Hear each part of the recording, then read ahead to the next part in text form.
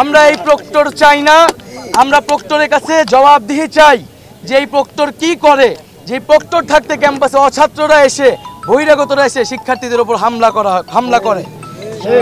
ঢাকা বিশ্ববিদ্যালয় আজকে সারা দেশের বিভিন্ন বিশ্ববিদ্যালয়ে শিক্ষার্থীদের উপরে হামলা করা হয়েছে। আমরা মনে করি এই হামলা পরিকল্পিতভাবে ঘটানো হয়েছে। আমরা গত কয়েকদিন ধরে বলছিলাম যে সরকার, আইন শৃঙ্খলা বাহিনী এবং সরকার দলীয় ছাত্র সংগঠন পরিকল্পনা করছে এই আন্দোলনকে দমন করার জন্য, সহিংসভাবে এই আন্দোলনকে দমন করার জন্য। কিন্তু আমরা স্পষ্টভাবে বলতে চাই এইভাবে সহিংসভাবে এই আন্দোলনকে দমন করা সম্ভব নয়। এবং আজকে যে আমাদের কর্মসূচি ছিল, প্রধানমন্ত্রীর যে বক্তব্য, শিক্ষার্থীদের প্রতি অপমানসূচক বক্তব্য, সেই বক্তব্যের প্রত্যাহারের দাবিতে কিন্তু আজকে আমাদের কর্মসূচি ছিল। আমরা এখনো আজকের এই প্রেস ব্রিফিং থেকে বলতে চাই, প্রধানমন্ত্রীর যে বক্তব্য, সেই বক্তব্যকে কিন্তু আমরা প্রত্যাহার করি, আমরা প্রত্যাখ্যান করি এবং আমরা নিন্দা জানাই যে প্রধানমন্ত্রী হয়ে সরকারের সর্বোচ্চ জায়গা থেকে আমরা আশা করেছিলাম তিনি দেশে এসে কোটা সংস্কারের যৌক্তিক সমাধানের একটা পথ দেখাবেন। তা না করে তিনি কোটা সংস্কার আন্দোলনকারীদের প্রতি যে কটূক্তি করেছেন, রাজাকারের নাতি বলে ইঙ্গিত করেছেন, এটি নিন্দনীয় এবং এর জন্য তার প্রকাশ্যে ছাত্র সমাজের কাছে দুঃখ প্রকাশ করা উচিত।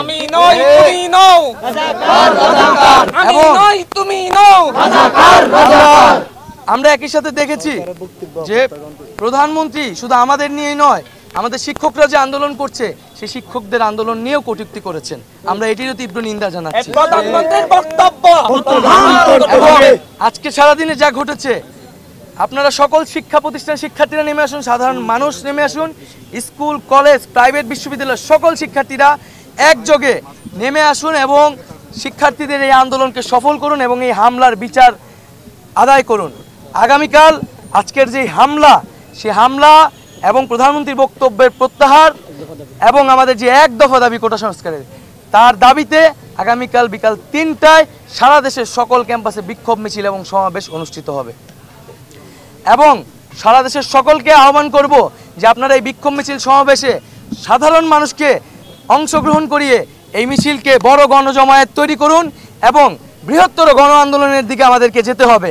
কারণ এই আন্দোলন শুধু আর ছাত্রদের আন্দোলন নাই, এই আন্দোলনে যখন সরকারের জায়গা থেকে, সর্বোচ্চ জায়গা থেকে পরিকল্পনা করে উস্কানি দিয়ে এই আন্দোলনকে দমন করার চেষ্টা করা হয়েছে, সাধারণ মানুষকে এই আন্দোলনে নেমে আসতে হবে এবং আগামীকাল আমরা বিক্ষোভ মিছিল সমাবেশ করব এবং এরপর আমরা সারা দেশে অবরোধ কর্মসূচি ঘোষণা করব। সবাইকে ধন্যবাদ জানাচ্ছি আজকে যারা মিডিয়া কর্মীরা এখানে এসেছেন। এবং আবারও আমরা বলছি যে আগামীকালকার বিক্ষোভ মিছিল সফল করতে হবে। আগামীকালকার বিক্ষোভ মিছিল সফল করতে হবে। আপনাদের এই আন্দোলনে তৃতীয় পক্ষ বা বাইরের কেউ উস্কানি দিচ্ছে কিনা, এই ধরনের নানা প্রশ্ন উঠছে এবং আপনারা যে স্লোগানগুলো দিয়েছেন সেগুলো বিদ্রুপাত্মক, মুক্তিযুদ্ধের চেতনা বিরোধী এবং নিজেদেরকে রাজাকার বলা, এই জিনিসগুলো নিয়ে সমালোচনা হচ্ছে। এ ব্যাপারে আপনাদের বক্তব্য? আমরা কিন্তু প্রথম থেকেই বলে এসেছি যে আমাদের আন্দোলন মুক্তিযুদ্ধের যে মূল মন্ত্র, সাম্য, মানবিক মর্যাদা এবং সামাজিক সুবিচার, সেই মূল মন্ত্রকে ধারণ করেই কিন্তু আমরা বৈষম্যের বিরুদ্ধে আন্দোলন করছি। আমরা মনে করি 56% কোটা বাংলাদেশে একটা স্পষ্ট বৈষম্য। ফলে এখানে আসলে এটি বলার কোনো সুযোগ নেই যে আমরা মুক্তিযুদ্ধের বিরুদ্ধে কথা বলছি। বরং যে কোনো আন্দোলনকে এই যেভাবে ট্যাগ দেওয়া, রাজাকার বলা, মুক্তিযুদ্ধ বিরোধী বলা, এটা একটা গণতান্ত্রিক আন্দোলনকে ট্যাগ দেওয়া বাংলাদেশের একটা বৈশিষ্ট্য হয়ে দাঁড়িয়েছে। সেই জায়গা থেকেই কিন্তু সরকারের জায়গা থেকে এই ধরনের কথা বলা হয়েছে এবং এই আন্দোলনের সাথে কিন্তু রাজাকার শব্দের কোনো ধরনের সম্পর্ক ছিল না। এই সম্পর্কের সূত্রপাত কে ঘটিয়েছে? এই সম্পর্কের সূত্রপাত কিন্তু স্বয়ং প্রধানমন্ত্রী ঘটিয়েছে। তিনি কিন্তু আন্দোলনকারীদের রাজাকারের নাতিপুতি বলে ইঙ্গিত করেছে। তখন ছাত্ররা পাল্টা জবাব দিয়েছে। আমরা আমাদের আন্দোলন যৌক্তিক এবং ন্যায়সঙ্গত, রাজাকার বলা হোক না কি বলা হোক তাতে আমাদের কিছু যায় আসে না। আমরা জানি আমরা ন্যায়সঙ্গত আন্দোলন করছি, আমরা সেই আন্দোলন চালিয়ে যাব এবং এখানে তৃতীয় পক্ষের সুযোগের ঢোকার কোনো সুযোগ নেই। আমরা সবসময় বলছি শিক্ষার্থীদের একটা যৌক্তিক দাবি পূরণ করে দিলে এই আন্দোলন শেষ হয়ে যাবে। এখানে তো দাবি পূরণ না করে তারা কেন এই ধরনের কথা বলতেছে, এটাই আমাদের কাছে বোধগম্য হচ্ছে।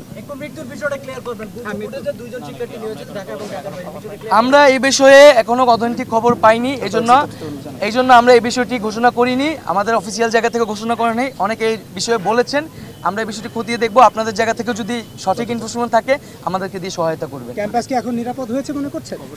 ক্যাম্পাস তো অবশ্যই নিরাপদ না, এবং আপনারা দেখলেন যে আমরা ক্যাম্পাসের শিক্ষার্থী হয়েও আমরা শহীদ মিনার যেতে চেয়েছিলাম, আমাদেরকে বাধা দেওয়া হয়েছে। এখানে অছাত্রদের এসে তারা হামলার সুযোগ করে দেওয়া হচ্ছে, কিন্তু যারা আন্দোলনকারী তাদেরকে কিন্তু ক্যাম্পাসে যেতে বাধা দেওয়া হচ্ছে, এবং হলের ভিতরেও নানা ধরনের সমস্যা তৈরি করছে, প্রশাসন সমস্যা তৈরি করছে। আমরা স্পষ্ট বলতে চাই এবং শিক্ষার্থীদের প্রতি আহ্বান থাকবে, আজকে আপনারা প্রতি হলে হলে প্রতিরোধ গড়ে তুলবেন। যেসব হল ক্যান্ডিডেটরা, যেসব নেতারা আপনাদের উপর আঘাত করেছে, আমাদের বোনেদের উপর আঘাত করেছে, তাদেরকে কিন্তু আপনারা হলে ঢুকতে দিবেন না। এই হল শিক্ষার্থীদের হল, এই হল শিক্ষার্থীদের হল, এই হলে কোনো অছাত্র, কোনো সন্ত্রাসীদের জায়গা হবে না। আমরা অলরেডি দেখেছি অমর একুশে হল, শহীদুল্লাহ হল, এফএইচ হল, তারা কিন্তু হলে অবস্থান নিয়েছে এবং তারা প্রতিজ্ঞা করেছে, প্রতিরোধ করছে যে হলে যারা তাদেরকে হামলা করেছে, যেসব সন্ত্রাসীরা, এইসব সন্ত্রাসীদের তাদেরকে হলে ঢুকতে দেওয়া হবে না। সকল হলে আপনারা এই প্রতিরোধ তৈরি করুন। হল যারা নেতা তারা যাতে আজকে ক্যাম্পাসে ঢুকতে না পারে, তারা হলে ঢুকতে না পারে। সামাজিক মাধ্যম সহ বিভিন্ন জায়গায় একটা ছবি যে ছাত্রলীগকে গুলি করা হয়েছে, শহীদুল্লাহ হলে এরকম একটা ছবি প্রকাশ হয়েছে। শিক্ষার্থী সে গুলিতে আহত হয়েছে। আমাদের কাছে আমরা ফাঁকা গুলির শব্দ শুনেছি, এখানে রড ব্যবহার হয়েছে, চাপাটি ব্যবহার হয়েছে, ইট পাটকেল মারা হয়েছে, রামদা ব্যবহার হয়েছে। ফাঁকা গুলির শব্দ আমরা শুনেছি, কিন্তু কেউ গুলিতে আহত হয়েছে এ বিষয়ে আমাদের কাছে সঠিক ইনফরমেশন। এখন ছাত্ররা হলে ফিরে যাবে, হলে অবস্থান নিবে। কোনো হল ক্যান্ডিডেট যারা আজকের হামলায় জড়িত ছিল, সন্ত্রাসী, তাদেরকে হলে ঢুকতে দেওয়া হবে।